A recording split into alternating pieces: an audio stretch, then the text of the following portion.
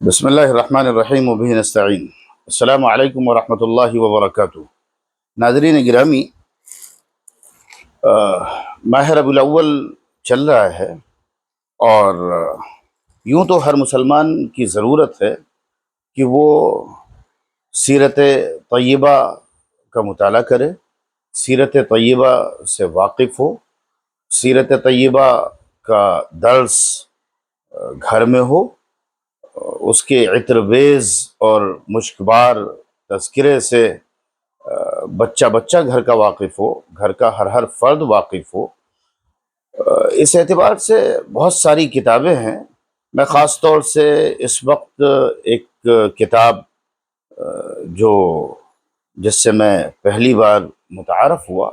اور بڑی شاندار کتاب ہے، یہ کتاب ہے کیف عاملہم، کیف عاملہم، صالح المنجد کی یہ کتاب ہے۔ ہمارے ایک عزیز نے ایک کلپ بھیجی جس میں مولانا طارق جمیل صاحب نے بھی اس کتاب کے متعلق بڑی پسندیدگی کا اظہار کیا، کیونکہ اس کتاب میں نبی پاک صلی اللہ علیہ وسلم کا سلوک اور مختلف سماج کے مختلف طبقات اور سماج کی مختلف اکائیوں کے ساتھ نبی اکرم صلی اللہ علیہ وسلم کے معاملات اور آپ کا سلوک اور آپ کے رویوں کا تذکرہ ہے۔ اس کتاب کا مولانا طارق جمیل صاحب نے تو ترجمہ بھی کروایا ہے، لیکن ظاہر ہے کہ وہ یہاں دستیاب نہیں ہے۔ جو لوگ عربی پڑھ سکتے ہوں انہیں اس کتاب کا خاص طور پر مطالعہ کرنا چاہیے، بلکہ اس کے دروس گھروں میں ہونے چاہیے۔ اور جو لوگ عربی نہیں پڑھ سکتے ہیں تو بہرحال میں کوشش کروں گا انشاءاللہ کہ اس کتاب کو سامنے رکھتے ہوئے چھوٹی چھوٹی کلپس آپ کے سامنے پیش کروں، اور خدا اگر توفیق دے تو اس کی تلخیص اردو میں کر سکوں۔ یہ کتاب بڑی شاندار ہے۔ اس کے پہلے باب میں یہ دکھایا گیا ہے کہ نبی اکرم صلی اللہ علیہ وسلم کی ذات گرامی تمام مخلوقات کے لیے اسوہ ہے۔ دوسرے باب میں نبی پاک صلی اللہ علیہ وسلم کا تعامل اور آپ کا سلوک اپنے اقارب کے ساتھ، اپنے اہل کے ساتھ، اپنی زوجات کے ساتھ اور اپنے آس پاس رہنے والوں کے ساتھ کیا تھا، مثلا اپنی بیویوں کے ساتھ، اپنے بیٹوں بیٹیوں کے ساتھ اور اپنے نواسوں کے ساتھ اور اپنے رشتہ داروں کے ساتھ اور اپنے پڑوسیوں کے ساتھ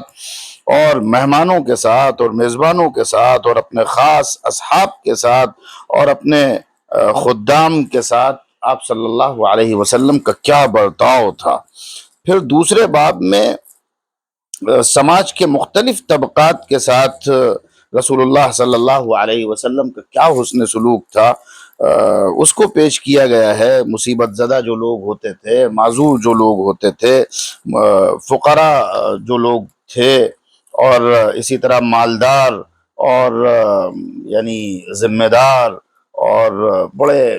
عقل و فہم والے اور جن کی سماج میں بڑی عزت ہوا کرتی تھی، ان سب کے ساتھ، حتیٰ کہ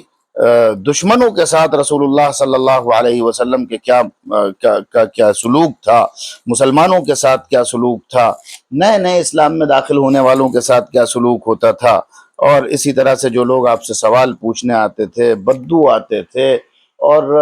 جو لوگ جرائم کر کے آتے تھے، گناہ کر کے آتے تھے، ان کے ساتھ آپ کا کیا رویہ ہوتا تھا۔ پھر منافقین کے ساتھ آپ صلی اللہ علیہ وسلم کا کیا رویہ تھا۔ اسی طرح سے جو عام طبقات سماج کے ہو سکتے ہیں، مثلا سماج کی ایک اکائی عورتوں کی ہے تو عورتوں کے ساتھ نبی پاک صلی اللہ علیہ وسلم کا کیا سلوک ہوتا تھا۔ ایک اکائی شیوخ کی ہوتی ہے، بڑی عمر کے لوگوں کی ہوتی ہے، ان کے ساتھ نبی پاک صلی اللہ علیہ وسلم کا کیسا رویہ تھا، بچوں کے ساتھ آپ کا رویہ کیسا تھا۔ اور حتیٰ کہ اس کتاب کے چھٹے باب میں نبی پاک صلی اللہ علیہ وسلم کا جنوں کے ساتھ کیا سلوک تھا اور جانوروں کے ساتھ کیا سلوک تھا، اس پر گفتگو کی گئی ہے۔ تو یہ کتاب کوئی ضروری نہیں کہ آپ اسی کتاب کا مطالعہ کریں، لیکن اس طرح سے نبی پاک صلی اللہ علیہ وسلم کے سیرت کے اس پہلو کو کہ سماج کے مختلف طبقات، گھر کے لوگوں، پڑوسیوں اور لوگوں کے ساتھ حضور پاک علیہ الصلاۃ والسلام کے کیا تعلقات تھے، کیسے تعلقات تھے، تعلقات کی نوعیت کیا تھی، معاملات کیسے تھے، سلوک کیسا تھا، کیا رویے تھے، یہ پڑھنے کی اور جاننے کی ضرورت ہے اور اس کو اپنانے کی ضرورت ہے۔ جب کسی چیز کا بار بار تذکرہ ہوتا ہے تو پھر اس تذکرے سے بات بنتی ہے، اس تذکرے سے پھر چیزیں عمل میں آتی ہیں، تو اس تذکرے کو عام کرنے کی ضرورت ہے۔ دعا کیجئے کہ اللہ تبارک و تعالی مجھے چھوٹی چھوٹی کلپس میں اس کتاب کی فصول و ابواب کو آپ کے سامنے پیش کرنے کی توفیق ملے، اور اگر خدا تعالی مجھے اس کی اردو تلخیص پیش کرنے کے لیے قبول فرما لے تو یہ بڑی سعادت کی بات ہوگی۔ اللہ تبارک و تعالی ہم سب کو سیرت طیبہ کو پڑھنے اور اس سے روشنی حاصل کرنے کی توفیق عطا فرمائے۔ جزاکم اللہ خیرہ۔